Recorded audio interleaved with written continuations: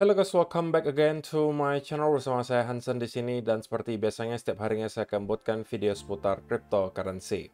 Apa kabar kalian hari ini semuanya? Semoga dalam keadaan yang baik-baik saja. Teman-teman, sesuai dengan apa yang kita bahas di video kemarin bahwa kita expect Bitcoin bakalan mendapatkan selling pressure di sekitaran area 85 sampai 90 ribu. Pada akhirnya kita melihat hal tersebut terjadi dan kita melihat Bitcoin sedang mengalami konsolidasi. Kita bakalan bahas di video hari ini kira-kira apa yang bisa kita expect berikutnya, apakah pullback-nya belum selesai, apakah masih ada sesuatu yang perlu kita khawatirkan, dan juga apa yang sedang terjadi di belakang layar, itu bakalan kita bahas di video hari ini. Jadi stay tune terus sampai akhir video. Nah, sekarang kita bakalan mulai dari coin market cap terlebih dahulu. Per hari ini secara global market cap crypto berada di angka 2,88 triliun dolar atau turun sekitar 3,03%. Nah, kalau misalnya kita melihat top 10 coin sendiri, teman-teman, keadaannya sebenarnya mix. Sebagian ada yang hijau, ada juga yang merah. Dan yang menjadi top performer hari ini adalah XRP. Sudah lama sekali ya, teman-teman, kita tidak melihat XRP menjadi top performer. Hari ini naik 8,88% ke 0,6569 dolar. So, itu adalah outlook sementara dari beberapa top coin yang ada. Sekarang kita langsung saja masuk ke beberapa data dan berita terbaru hari ini.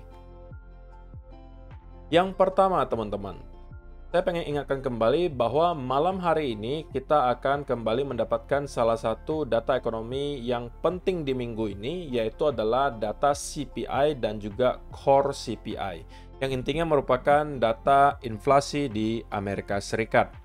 Dan keduanya, teman-teman, itu diekspektasikan mengalami, kalau misalnya core-nya itu diekspektasikan masih sama, 3,3%, sedangkan untuk CPI-nya diekspektasikan mengalami kenaikan sebesar 0,2%. Nah, tentunya teman-teman, harapan dari saya pribadi adalah kita tidak melihat ada kenaikan yang terlalu signifikan.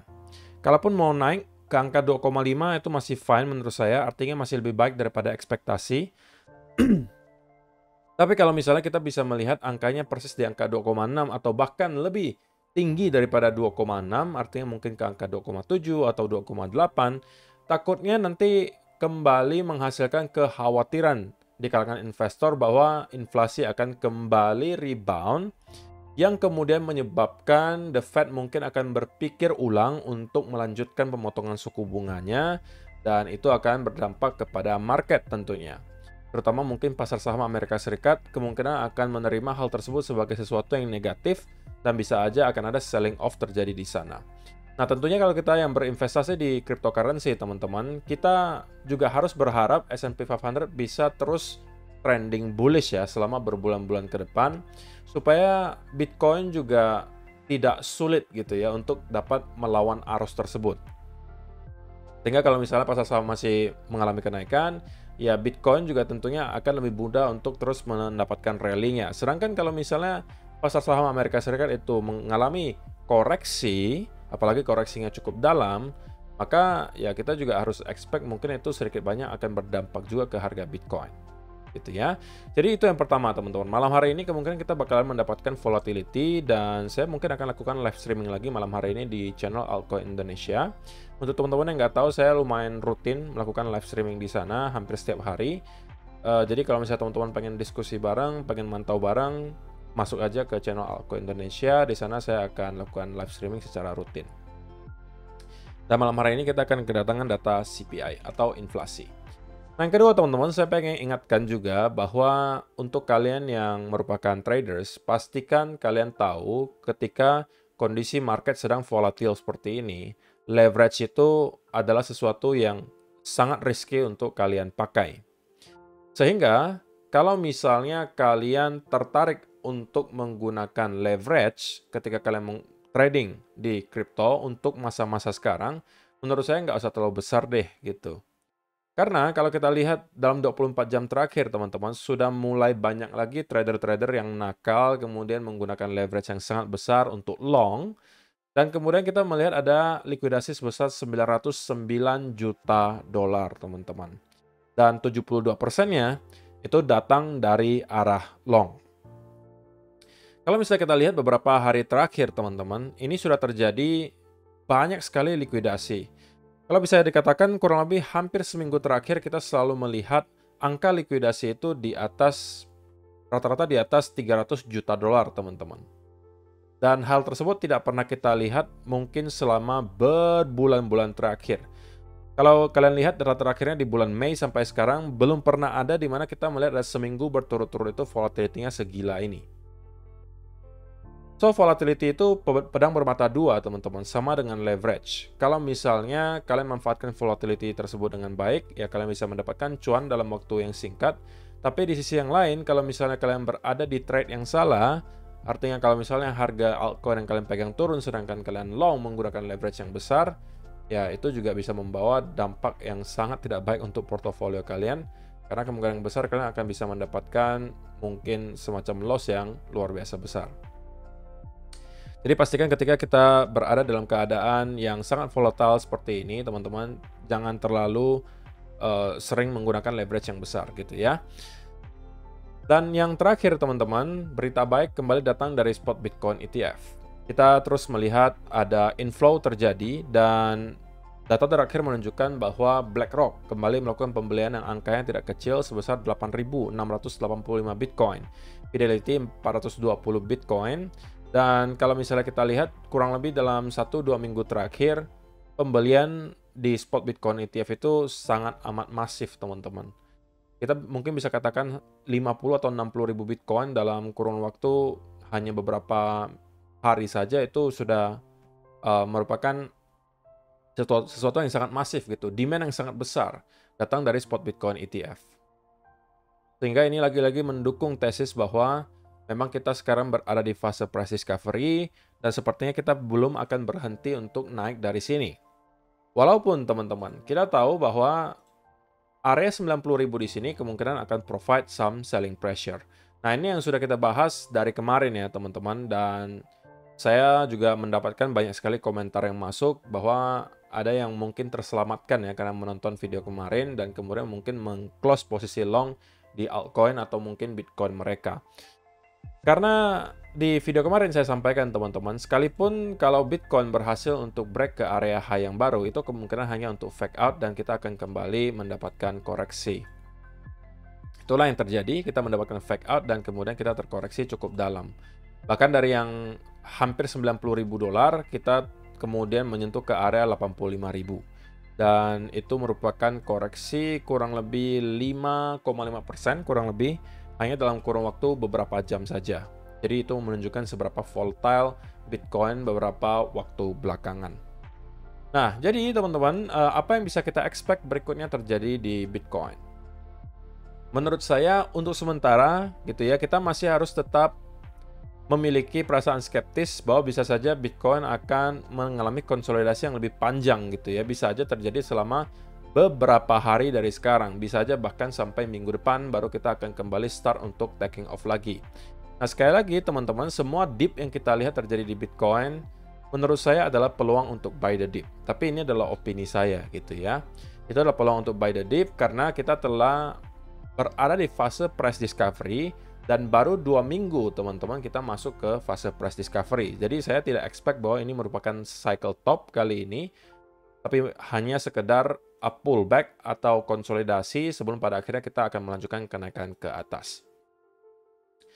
Nah, lalu pertanyaan berikutnya yang muncul mungkin adalah, apakah kita akan koreksi lebih dalam dari sekarang, atau dari harga yang sudah kita lihat selama 1-2 hari terakhir, ataukah kita hanya akan konsolidasi panjang di sekitaran area 90 sampai ke 85 sebelum pada akhirnya kita spike lagi ke atas? Nah, itu mungkin jawabannya tergantung kepada clue yang bakalan dikasih oleh Bitcoin berikutnya. Kalau berikutnya yang kita lihat adalah teman-teman pembentukan continuation pattern, bisa beberapa macam ya teman-teman. Mungkin bisa salah satunya adalah rectangle seperti ini, atau bisa dalam bentuk ascending triangle, ya kan? Jika ini yang kita lihat teman-teman, atau yang tadi bentukannya rectangle, maka menurut saya cukup besar chance-nya bahwa kita tidak akan melihat koreksi yang terlalu dalam dan kita akan start untuk kembali rally dari sini.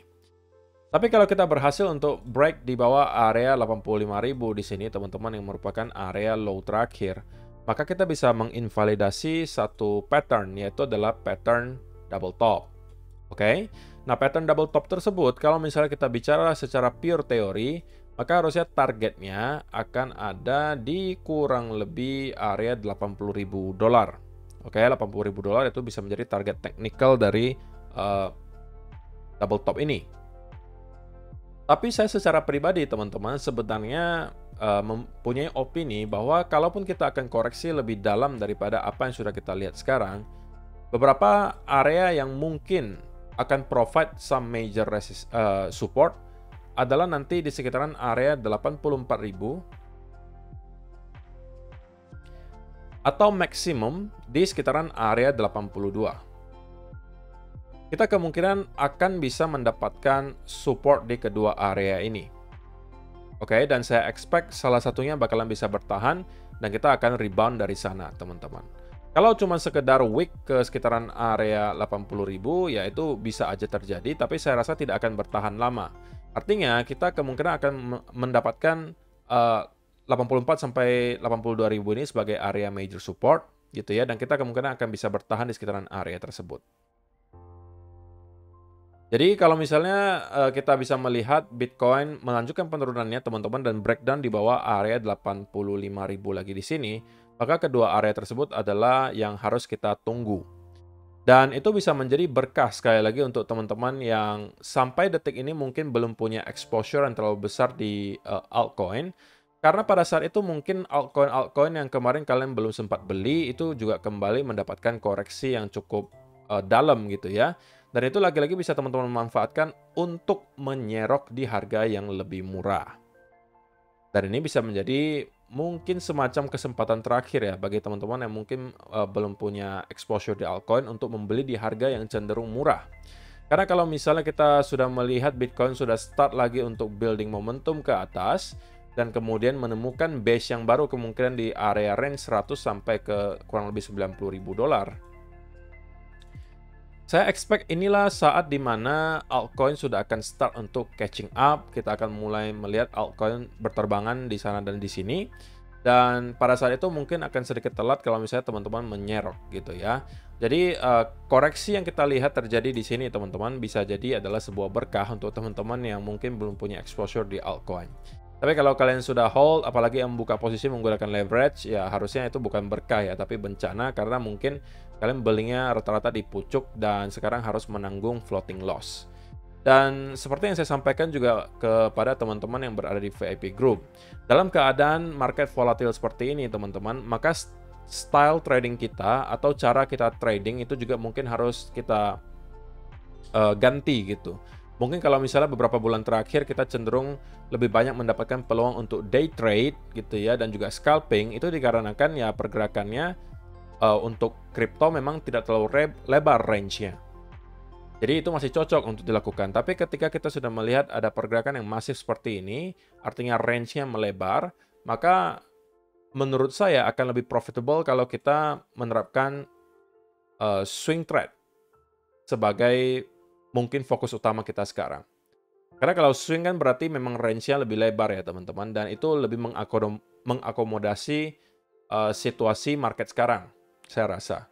Jadi kalau misalnya teman-teman yang merupakan scalper, yang merupakan day trader, kalau misalnya kalian merasa kenapa kok belakangan banyakkan setup yang saya ambil itu loss, ya bisa jadi karena alasan itu. Karena range pergerakan dari beberapa altcoin dan juga Bitcoin sekarang sedang melebar teman-teman. Jadi stop loss yang mungkin awalnya bisa menahan kalian dengan baik, sekarang dengan gampangnya bisa disentuh berkali-kali gitu ya, karena ya pergerakannya sangat volatil ke atas dan juga ke bawah. Jadi itu mungkin adaptasi yang juga teman-teman harus pertimbangkan untuk lakukan. So kesimpulannya teman-teman, sampai pada saat kita mendapatkan ada clue bahwa kita telah membentuk pattern continuation, saya rasa kita masih harus expect Bitcoin masih akan stay di sekitaran area range ini atau bahkan akan drop sedikit ke bawah. Kalau drop sedikit ke bawah, maksimum saya lihat sampai ke 82.000. Oke. Tapi kalau kita bisa membentuk pattern continuation di sini, itu adalah pertanda bahwa kita akan lanjut untuk breakout ke atas. Tapi saya rasa itu tidak akan terjadi hari ini, ekspektasi saya. Kita mungkin masih akan ya stay di sekitaran area range ini sampai beberapa hari ke depan atau bisa aja sampai minggu depan. Baru nantinya kita akan kembali start untuk rebound dan membentuk high yang baru. Terima kasih untuk kalian yang telah menonton sampai selesai video hari ini. Semoga bisa bermanfaat untuk kalian semua. See you in the next video. Bye-bye.